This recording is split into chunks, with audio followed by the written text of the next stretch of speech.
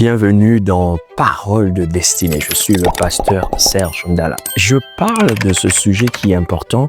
Vous entendrez certainement, généralement, ce terme dans les milieux chrétiens, même pas ceux qui sont chrétiens, les milieux dits de la spiritualité. Les portes ouvertes. Il est écrit dans le livre d'Apocalypse, un texte merveilleux. Je suis celui qui détient la clé de David.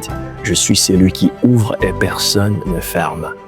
Et je ferme, personne n'ouvre. Donc on comprend que les portes symbolisent les accès, les entrées. C'est quelque chose qui est très symbolique, mais qui est dans notre quotidien. Toutes les personnes aimeraient avoir des accès plus grands, avoir des entrées, que certains milieux leur soient ouverts, que certains business, certaines grâces, certaines faveurs. Mais des fois, ils se rendent compte qu'ils se battent contre un plafond de verre, contre des portes qui sont, je veux dire, blindées. Alors, qu'est-ce qui fait que certaines portes soient ouvertes et d'autres ne le soient pas forcément? Parce qu'il est écrit que je suis celui qui ouvre et personne ne ferme. Donc, les portes peuvent s'ouvrir et les portes peuvent se fermer. Alors, je vous propose 3 choses qui vont faire que vous puissiez compartimenter les solutions lorsque les portes ou les accès sont fermés ou sont ouvertes. On va dire plutôt sont fermés. Première chose, l'homme peut être à la base ou à l'origine de ces portes qui sont fermées.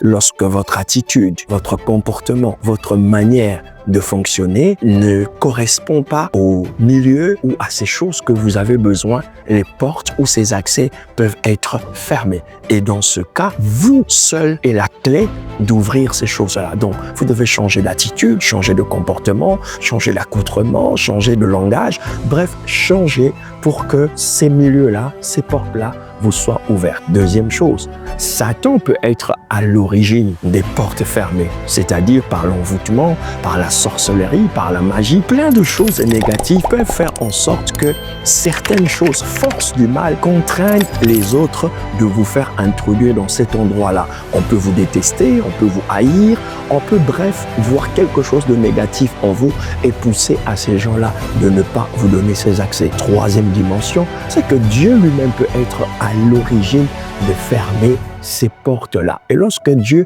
est à l'origine des portes fermées, il y a plein de choses qu'il veut vous enseigner. Premièrement, il veut que la gloire lui revienne parce qu'il a décidé du temps et des circonstances dans lesquelles il va ouvrir ces choses. Il peut aussi décider de vous enseigner de ne compter que sur vous et sur lui-même. Il peut aussi vous enseigner par la même occasion de manifester comment est-ce que les cœurs des hommes et des femmes se présentent devant vous. Face aux promesses, aux beaucoup de choses que les gens peuvent vous dire, seul Dieu est capable d'incliner le cœur par rapport à votre demande ou par rapport à vos prières. En conclusion, qu'est-ce que j'aimerais vous dire par rapport à ces paroles de destinée? Sachez compartimenter les solutions de votre vie. Parce que si vous ne le faites pas, vous deviendrez plaintif. Vous allez peut-être haïr des gens que vous ne devez pas haïr, vous en prendre à d'autres personnes simplement parce qu'ils ne vous ont pas aidé, ils ne vous ont pas ouvert les portes.